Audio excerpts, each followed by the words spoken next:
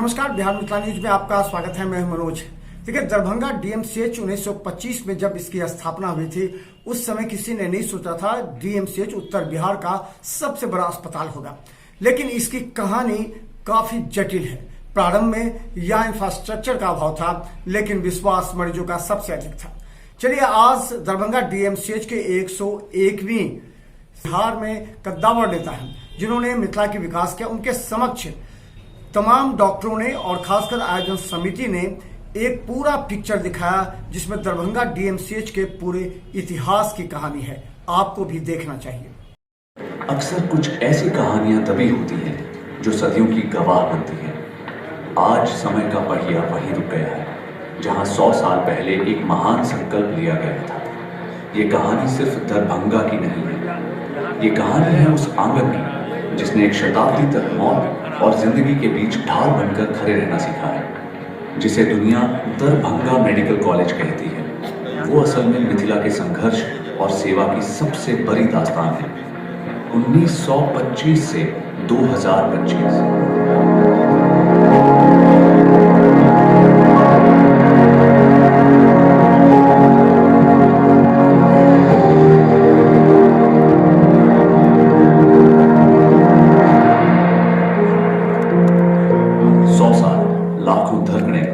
अनगिनत नसीहत। आइए आज इस महान विरासत के पन्नों को फिर से पलटते हैं। हमारे साथ हैं डॉक्टर अलका झा। उन्हीं की जुबानी सुनते हैं डीएमसीएच के 100 साल के इस सफरनामे को।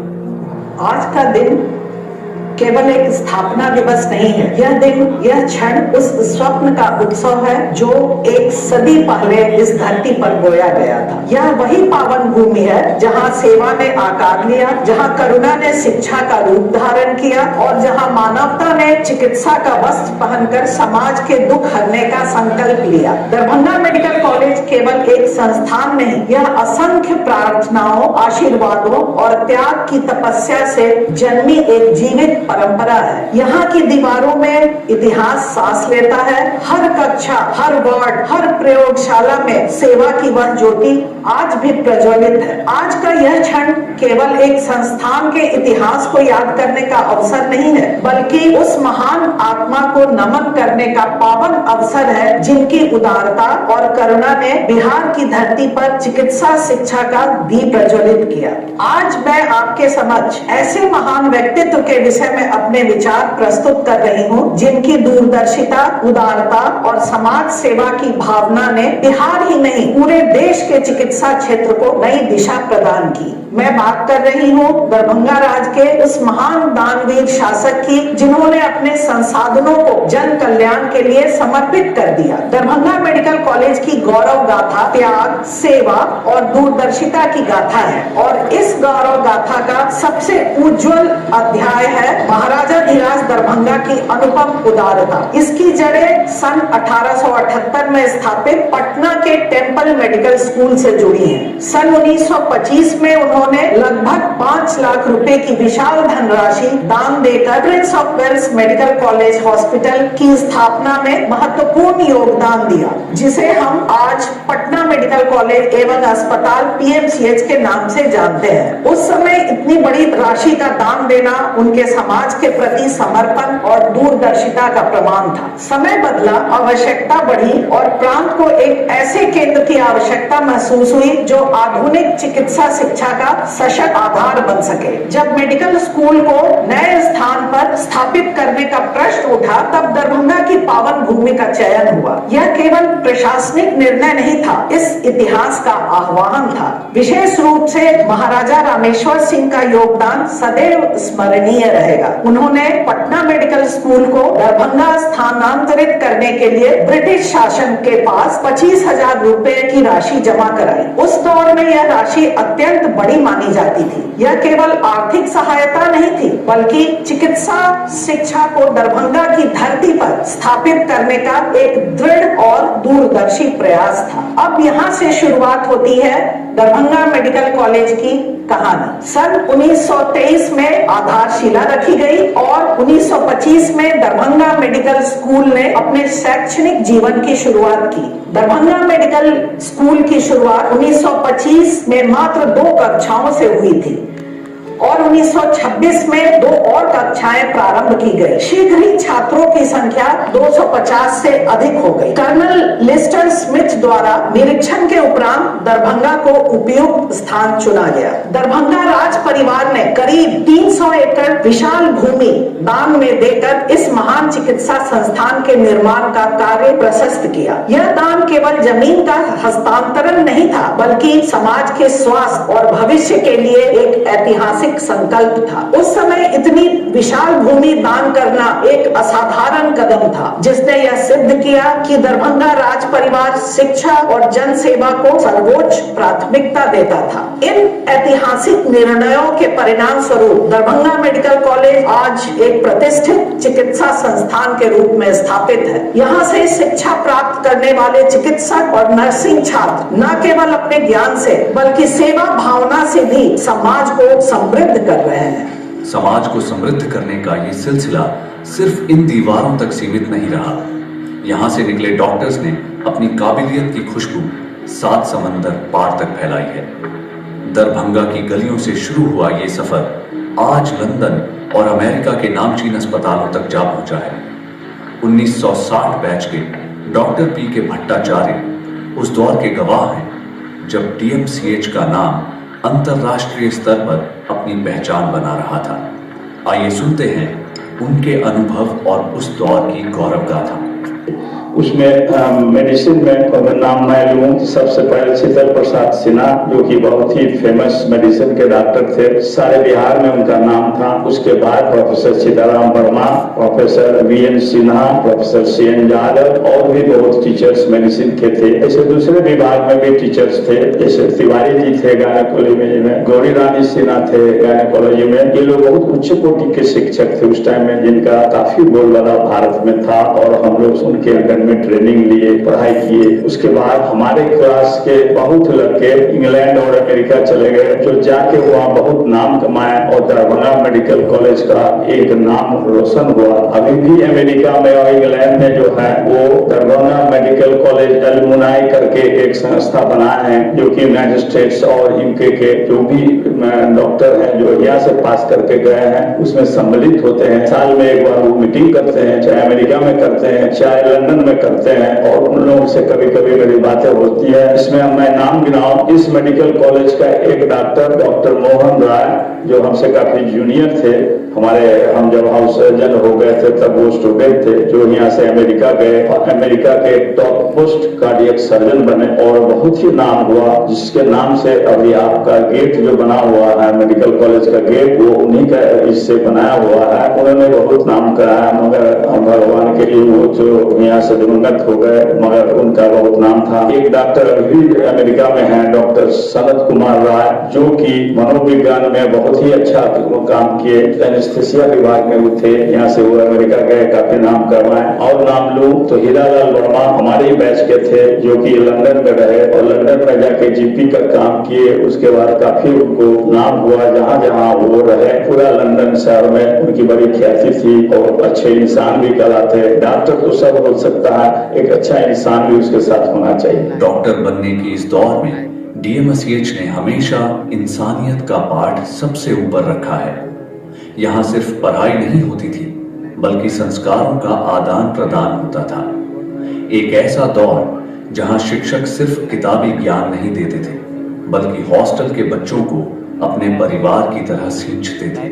और मेरे टीचर लोग जितने थे, बहुत हम लोगों को वो लड़के के हिसाब से पढ़ाते थे। सोचते थे नहीं लड़का है, हमको अभी भी याद है होली के टाइम में सारे मेस बंद हो जाते थे और कोई खाना नहीं मिलता था। उस टाइम में ये सीनियर टीचर लोग मिलके, जहाँ अभी पोस्ट ऑफिस है, उस पोस्ट ऑफिस के पास जहाँ पुलिस थाना है, वहाँ वो लोग उस में होली के दिन अपने खड़े होकर खाना बनवाते थे, सारे स्टूडेंट्स को बुला के उसमें खिलाते थे, क्योंकि मिल्स बंद हो जाता था। ये सब छोटी छोटी चीजें अभी भी याद है। ये तो मेरा जननी लायक है इस मेडिकल कॉलेज, जिससे मैं पास करके यहीं टीचर हुआ, जूनियर टीचर हुआ, यही मैं सीनियर टीचर हुआ, यहाँ प्रोफेसर मेडिसिन रहे और वहाँ काफी लोगों को यहाँ से पढ़ाए और लोगों को बहुत चेला सब अच्छे जगह पर अच्छे पोस्ट पर है। ये बाहर जाते हैं कोई कॉन्फ्रेंस में तो लोग मिलते हैं। ये दरभंगा मेडिकल कॉलेज एलुमनाई है। दरभंगा मेडिकल कॉलेज का एनेस्थीसिया डिपार्टमेंट इसलिए फेमस था कि पूरे इंडिया में फर्स्ट टाइम जो एमएस दिया गया वो दरभंगा मेडिकल कॉलेज के एनेस्थीसिया विभाग से दिया गया, डॉक्टर प्रोफेसर टी.एन. झा के अंडर में। और ये सब करने के बाद हम लोगों ने उस प्रोफेसर टी.एन. झा बहुत ही एसोसिएशन माइंडेड आदमी थे और वो ऑल इंडिया एनेस्थेसिस्ट एसोसिएशन के प्रेसिडेंट पे रहे। उसके बाद उनके साथ हम लोग बहुत सारे कॉन्फ्रेंसेस में गए and he was an stalwart for the whole country in the field of Department of Anesthesiology. उसमें सिर्फ हम लोगों को जब सफलताएं मिलने का बात हुई तो सबसे बड़ा योगदान मिथिलांचल के युवा एवं कर्मठ नेता श्री संजय झा जी जो एमपी हैं और अध्यक्ष जेडीयू के हैं, उनका योगदान जो रहा वो अविस्मरणीय है। अन्यथा इस कॉलेज का अस्तित्व बचा पाना शायद संभव नहीं होता और इसे ये कॉलेज हमेशा हमेशा आगे के लिए भी याद रखेगा। लेकिन वक्त हमेशा एक जैसा नहीं रहता। इसी आंगन ने वो दौर भी देखा है जब संसाधन कम थे और चुनौतियां पहाड़ जैसी। वो मुश्किल घड़ियां जब साजो सामान की कमी थी पर हौसलों की नहीं। डॉक्टर सुशील कुमार हमें उस दौर में ले चलते हैं जहां टीम भावना और आपसी सहयोग ने नामुमकिन को मुमकिन कर दिखाया। आइए जानते हैं उस संघर्ष की कहानी जिसने डीएमसीएच को और भी मजबूत बनाया। 1977 में मैं दरभंगा मेडिकल कॉलेज में एडमिशन लिया। बहुत ऊंचे ख्वाब थे। बिहार के सबसे अच्छी कॉलेजों में दरभंगा मेडिकल कॉलेज का नाम सुनकर मैं यहाँ नामांकन लिया, लेकिन आने पर छात्रावासों की दुर्व्यवस्था थी। उस दुर्व्यवस्था को सही करते हुए आगे जब बढ़ा तो इंटर्न्स के हॉस्टल की दुर्व्यवस्था थी। सामूहिक प्रयास से सभी व्यवस्था सुधरती गई। हम लोग आगे बढ़ते गए। समय के चक्र ने मुझे पोस्ट ग्रेजुएशन के लिए भी यहीं पर मौका दिया। उस समय एनेस्थेसिया विभाग में एक अप्रेंटिस की तरह से ट्रेनिंग दी जाती थी। बहुत एकेडमिक नहीं था विभाग। वैसे दरभंगा चिकित्सा महाविद्यालय का निश्चितना विभाग विश्व प्रसिद्ध रहा था, लेकिन समय की गति के साथ वो आगे नहीं बढ़ पाया। उन सबों को रिवाइव करते हुए आज हम बहुत आगे निकल चुके हैं। दरभंगा मेडिकल कॉलेज बहुत आगे निकल चुका है। 1925 में जो यात्रा शुरू हुई थी उसके 100 साल की जर्नी में पुरानी बातें जब खुले मैदान में एनाटॉमी के डिसेक्शन हुआ करते थे, उनसे आज हम आधुनिक हॉल में विशेष सुविधाओं के साथ सारे अध्ययन हमारे विद्यार्थी कर रहे हैं। मॉडर्न लेक्चर थिएटर्स आ गए हैं और अभी बिहार सरकार ने एक बड़े अस्पताल, आधुनिक अस्पताल की नींव रख दी है। वर्तमान समय में कंस्ट्रक्शन चालू है और निकट भविष्य में ही हम उसका स्वरूप देखेंगे। सुपर स्पेशलिटी बिल्डिंग में कार्य शुरू हो गए हैं। अब यहाँ सुपर स्पेशलिटी की भी पढ़ाई होती है और फिर से दरभंगा मेडिकल कॉलेज उन्हीं पुराने गौरव को प्राप्त कर रहा है। उस समय के छात्र जीवन की अनुभूतियों में कुछ शिक्षकों को विशेष रूप से हम लोग याद रखे हुए हैं, जैसे प्रोफेसर डॉक्टर मोहन मिश्रा की शोध कारागार पर एम्फोटेरिसिन भी जो इंटरनेशनली एक्सेप्टेड हुए और बाद में चलकर उनको इसके लिए भारत सरकार द्वारा पद्मश्री से विभूषित किया गया। ऐसे तो एक नाम है, ऐसे अनेकों नाम हैं जो देश और विदेश में फैले हुए हैं, जिन्हें समय सीमा के अंदर में वर्णित करना संभव नहीं। 1925 में दरभंगा राज के द्वारा महाराजा धीराज रामेश्वर सिंह के द्वारा एक वृक्षारोपण किया गया। वो वृक्ष दरभंगा चिकित्सा महाविद्यालय के रूप में विकसित हुआ। वो वृक्ष फल फूल रहा था।